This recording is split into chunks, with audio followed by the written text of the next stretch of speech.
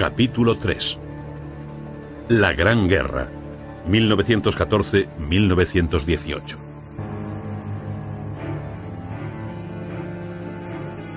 La debilidad del inmenso imperio otomano que empezaba a desmembrarse despertó las apetencias de Occidente. Comenzó entonces la lucha de posicionamientos y la carrera armamentista. En espera de su caída, todos afilaban las hachas para hacer el máximo de leña. Estas expectativas hicieron de los Balcanes un punto extremadamente caliente de la tierra. En vísperas de la contienda, Serbia había salido beneficiada de los conflictos balcánicos y estaba envalentonada. Su ejército había liberado de los turcos a los eslavos de Macedonia y aspiraba a hacer lo mismo con los eslavos bajo poder austrohúngaro. La sociedad secreta Unidad o Muerte, infiltrada en el ejército serbio, y el jefe de la inteligencia serbia urdieron el asesinato del archiduque Francisco Fernando. La ocasión se les presentó en 1914. A las 11:15 de la mañana del 28 de junio, el estudiante Gavrilo Princip mató a tiros al heredero imperial y a su esposa Sofía en Sarajevo. Ni el emperador Francisco José de Austria ni el primer ministro húngaro István Tisza eran partidarios de utilizar el magnicidio como excusa para abrir hostilidades. Pero otros vieron la ocasión de humillar a Serbia y a Rusia, que agitaban a los eslavos del sur. Entre ellos, el Kaiser Guillermo II, que envió a Viena este mensaje: las cosas tienen su límite y al final llega un momento en el que uno no puede limitarse a mirar. La guerra parecía irremediable. El 23 de julio de 1914, Austria envió un ultimátum a Serbia, que contestó comprometiéndose a acatar el veredicto que el Tribunal de la Haya emitiera. Pero Viena no se dio por satisfecha y rompió relaciones. Tenía prisa por dirimir los problemas con las armas. Alemania prefería limitar la intervención a la ocupación de Belgrado como garantía del cumplimiento de las promesas serbias. Pero Viena bombardeó la capital el 29 de julio y Rusia ordenó la movilización.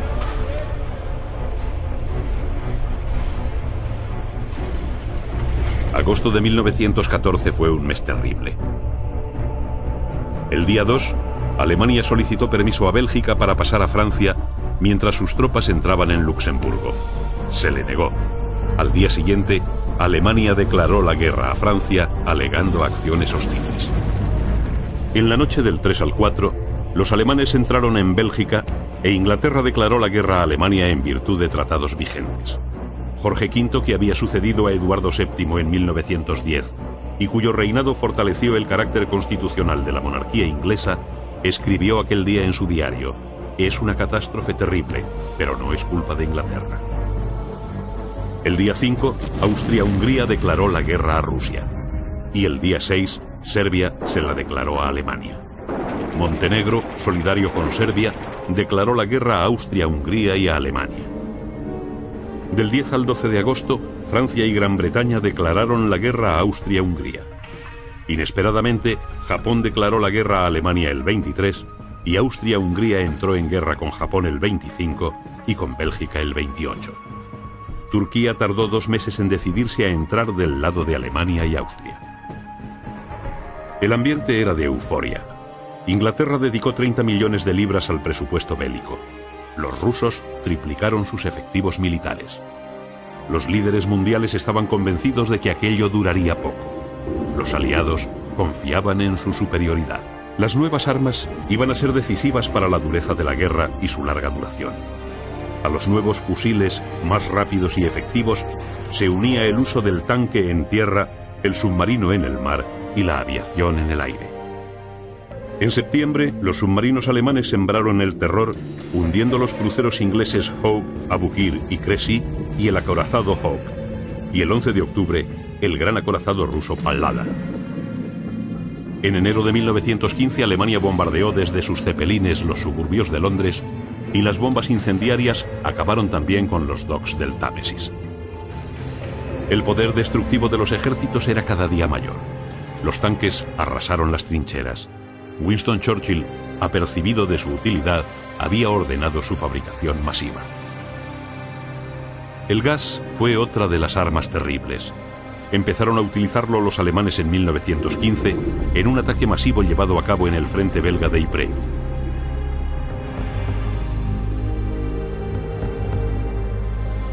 Ante el nuevo peligro, se creó la máscara antigas, una almohadilla de algodón químicamente tratado.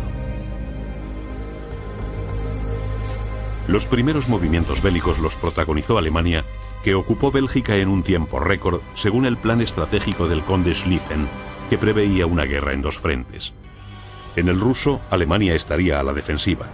En el francés, atacaría en movimientos envolventes.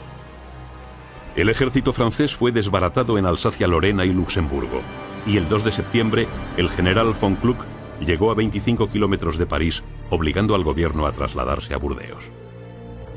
En el frente ruso, las tropas del zar invadieron Prusia Oriental, amenazando la ciudad de Königsberg, lo que obligó a trasvasar tropas del frente francés, con lo que Hindenburg, nombrado jefe del octavo ejército, derrotó a los rusos en Tannenberg, una de las más brillantes operaciones estratégicas de la contienda, a finales de agosto de 1914.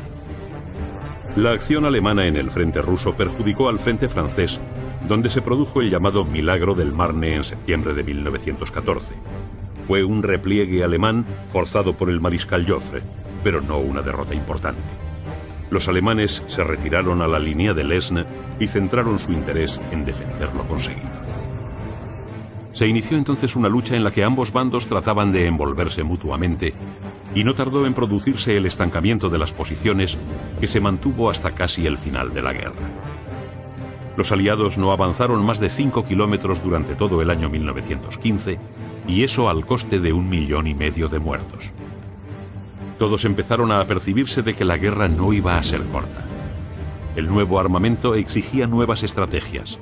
Los nidos de ametralladoras y la artillería dificultaban los movimientos. Las trincheras convirtieron el frente en una red de fortines que ocasionaba costes brutales. El frente se trasladó a las trincheras de papel, a la propaganda. La prensa organizó campañas de desprestigio. Inglaterra y Francia decían luchar contra la barbarie, y los alemanes se presentaban como idealistas que iban a librar al mundo del yugo inglés. Todos necesitaban creer en algo que justificara tanta locura. Sobre todo los soldados, a quienes se dijo, lucháis por la democracia, y se representó al enemigo como un ser brutal. La propaganda buscaba asimismo ganarse la simpatía de los países neutrales. Se recurrió a todo. Panfletos y carteles describían a Guillermo II como el nuevo Atila. Desde agosto de 1914, el gobierno inglés ejerció la censura, la desinformación y la calumnia. El uso de la aviación comenzó en 1914 en vuelos de reconocimiento. Al estancarse la guerra en las trincheras, la aviación tomó parte activa en el desarrollo de la estrategia. Se introdujo la fotografía aérea. A partir de 1915 se usó la ametralladora. En 1915 se diseñó una bomba con mecanismo detonador en el morro, artefacto repleto de explosivos con aletas para asegurar la caída en punta. Por su parte, los alemanes atacaron en 1914 Dover y en enero de 1915 se bombardeó Yarmouth. Londres sufrió las bombas en mayo de aquel año, un adelanto de lo que sucedería en septiembre de 1916, en que 15.000 kilos de bombas cayeron sobre la capital inglesa y otras zonas del país. No tardó en aparecer la lucha antiaérea. A la euforia inicial siguió el cansancio. A ello contribuyó la falta de víveres, el número de bajas, las levas de soldados cada vez más jóvenes o más viejos. Se tuvo que hacer frente también a la agitación extremista. Inglaterra controlaba los océanos, dominio amenazado por los submarinos alemanes, y deseaba una batalla naval decisiva. La estrategia alemana consistía en dejar que los submarinos diezmaran la flota inglesa. En enero de 1916, un nuevo almirante, Scheer, asumió la dirección de la marina alemana. Bombardeó Yarmouth y Lowestoft en abril y tendió una trampa a la flota inglesa del sur.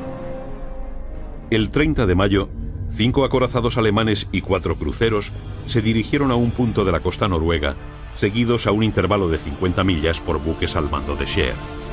Los ingleses enviaron toda su flota a los estrechos de Skagerrak, cruzando la ruta prevista. 100 barcos con 45.000 hombres al mando del almirante inglés Jellicoe. No sabían que iban a encontrarse con una flota de 148 barcos y 60.000 hombres en la que iba a ser la mayor batalla naval de la historia, la batalla de Jutlandia. El bloqueo económico del adversario fue vital. Alemania sembró de minas la costa inglesa en febrero de 1915, mientras sus submarinos ocasionaban a los aliados pérdidas de más de 830.000 toneladas solo en abril de 1917.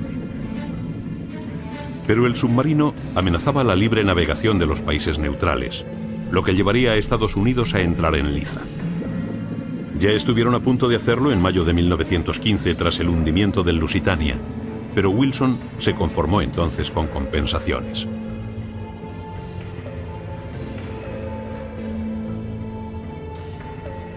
El almirantazgo alemán sabía que solo los submarinos llevarían a los ingleses a aflojar el bloqueo del Mar del Norte. Pero cometieron un error: hundir el Sussex con pasajeros norteamericanos y españoles. Alemania perdió el apoyo neutral de España y Estados Unidos entró en guerra.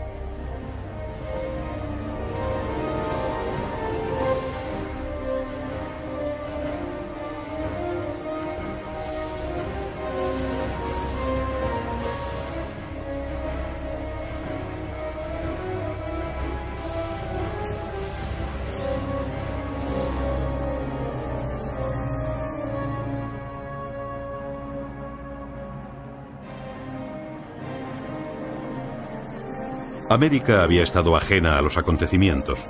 La prosperidad empezaba a tocarse. En 1915 se puso de moda el coche de gran potencia y Wilson creó un sistema de carreteras nacionales por donde podrían correr los fabulosos automóviles de la época. Al inicio de las hostilidades hubo cierta simpatía hacia los aliados, y los intervencionistas, adscritos a las clases altas, hicieron algún ruido con sus manifestaciones. Pero eran pacifistas, gente que pertenecía a las clases trabajadoras, inmigrantes que pensaban que en Europa los conflictos respondían a intereses imperialistas, de mercado o colonialistas. Al principio, la entrada en liza se limitó al envío de material bélico.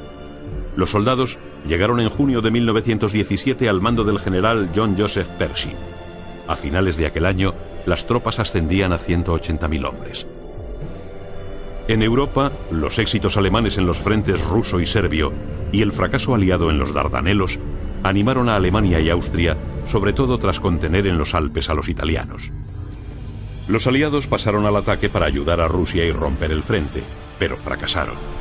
En la ofensiva del Artois, de mayo y junio, así como en la de Champaña, en otoño, los aliados perdieron muchos hombres y material, éxitos que quiso aprovechar Falkenhayn para llevar a cabo en la primavera de 1916 una batalla de desgaste en Verdún.